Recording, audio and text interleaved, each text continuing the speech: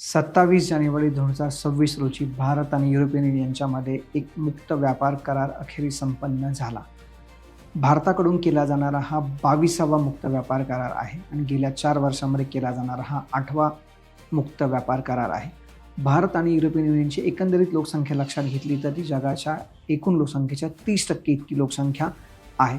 त्याचबरोबर या दोन्ही अर्थव्यवस्थांचा आकार लक्षात घेतला तर जगाच्या एकूण अर्थव्यवस्थांपैकी जवळपास 25% अर्थव्यवस्था भारत आणि युरोपियन युनियन या दोघांची मिळून आहे. भारत आणि युरोपियन युनियनमधल्या या व्यापार कराराला mother of all trade deals या नावाने सध्या ओळखले जात आहे. तर आता आपण लक्षात घेणार आहोत भारत आणि युरोपियन युनियनच्या मधल्या या व्यापार करारातील मुख्य तरतुदी कोणत्या आहेत आणि हा व्यापार करार अनेक अर्थाने का महत्त्वाचा आहे.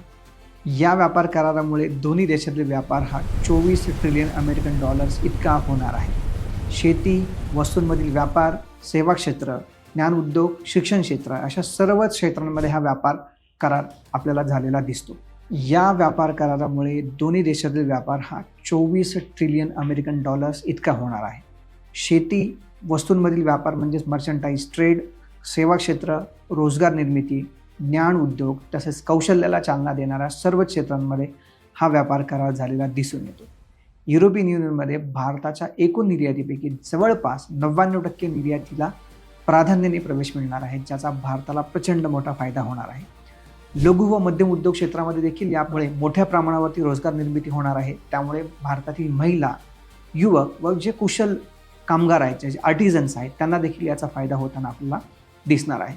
कापड उद्योग, चर्मोद्योग, जेम्स अँड ज्वेलरी म्हणजेच मोती आणि दागिने तसेच सागरी उत्पादने यासारख्या मोठ्या प्रमाणावरती रोजगार निर्मिती करणाऱ्या क्षेत्रातील निर्यात ही जवळपास 33 बिलियन अमेरिकन डॉलर्स इतकी असणार आहे.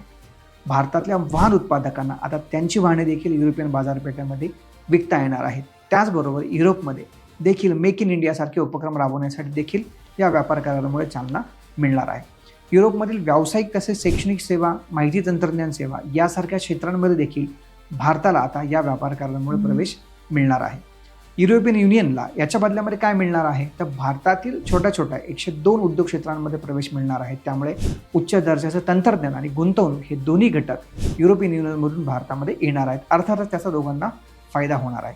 युरोपियन युनियनमधून भारतामध्ये आयात होणारा जवळपास 98% म्हणजे 98% व्यापारावरचे टॅरिफ कमी करण्याचा निर्णय भारताने घेतला आहे. या दोन्ही देशातील व्यावसायिकांना प्रवास करणं सोयीचं व्हावं त्यासाठी अत्यंत सुलभ अशी प्रवासी संरचना देखील तयार करण्याचे दोन्ही देशांनी ठरवलेलं आहे.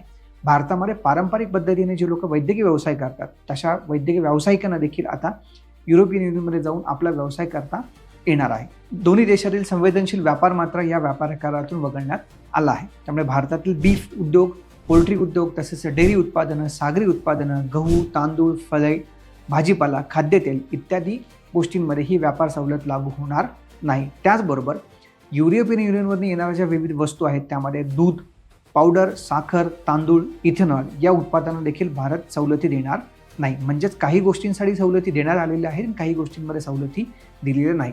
या व्यापार करारामुळे दोन्ही देशांमध्ये अत्यंत आनंदाचं वातावरण दिसून येत आहे. गेल्या 4 वर्षांमध्ये भारताने जवळपास 8 व्यापार करार केलेले आहेत. या व्यापार करारांपैकी हा युरोपियन युनियनचा व्यापार करार अत्यंत महत्त्वाचा आहे. कारण का भारताच्या या व्यापार कराराचं एकंदरीत व्हॉल्यूम हे जवळपास 12% इतकं आहे. आता आपण या कराराच्या विश्लेषणाकडे वळूया. डोनाल्ड ट्रम्प अमेरिकेचे राष्ट्राध्यक्ष झाल्यापासून जगभरामध्ये जी भूराजकीय उलथापालथ झालेली आहे या परिस्थितीमध्ये अनेक युरोपियन राष्ट्रांवरती त्यांनी त्यांचा रशिया व चीन यांच्यावरील अवलंबित्व कमी करण्याचा प्रचंड मोठा दबाव त्यांच्यावरती आहे. अशा परिस्थितीमध्ये हा करार झाल्यामुळे भारतासारखी प्रचंड मोठी बाजारपेठ युरोपियन युनियनला उपलब्ध होणार आहे. भारताला देखील आपल्या मल्टी अलाइनमेंटच्या स्ट्रॅटेजीमध्ये युरोपियन युनियनच्या निमित्ताने एक फार मोठा व्यापारी भागीदार देखील मिळाला आहे.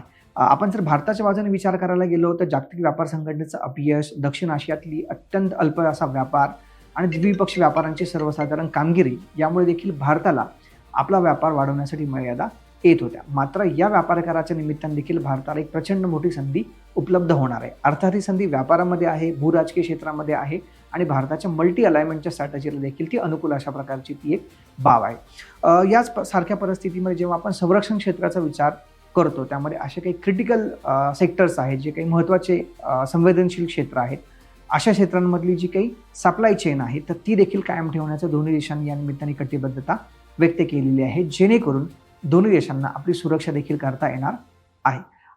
ज्या परिस्थितीमध्ये हा व्यापार करार दोन्ही घटकांनी चर्चेला घेतलेला आहे, म्हणजे अगदी रशिया युक्रेनचं युद्ध आहे, इस्रायल पॅलेस्टाईन मधला जो संघर्ष आहे, अमेरिकेचे राष्ट्राध्यक्ष डोनाल्ड ट्रम्प यांनी घेतलेले वेगवेगळे जे निर्णय आहेत, अशा परिस्थितीमध्ये जागतिक पटलावरती अत्यंत अशांततेचं, अविश्वासाचं वातावरण असताना देखील भारत आणि युरोपियन युनियन यांनी अत्यंत विश्वासाने या व्यापार कराराची चर्चा ही पूर्ण केलेली दिसून येते. ज्या परिस्थितीमध्ये हा व्यापार करार अगदी शेवटपर्यंत नेण्यात आलेला आहे, त्या परिस्थितीमध्ये हा भारताचं आणि युरोपियन युनियनचं कौतुक करावं तितकं कमीच आहे. त्यामुळे दोन्ही भारत आणि युरोपियन युनियन दोघांनी अत्यंत वास्तववादी भूमिका स्वीकारून आपल्याला त्याचा फायदा कसा होईल याकडे अधिक लक्ष वेधलेलं दिसून येतं.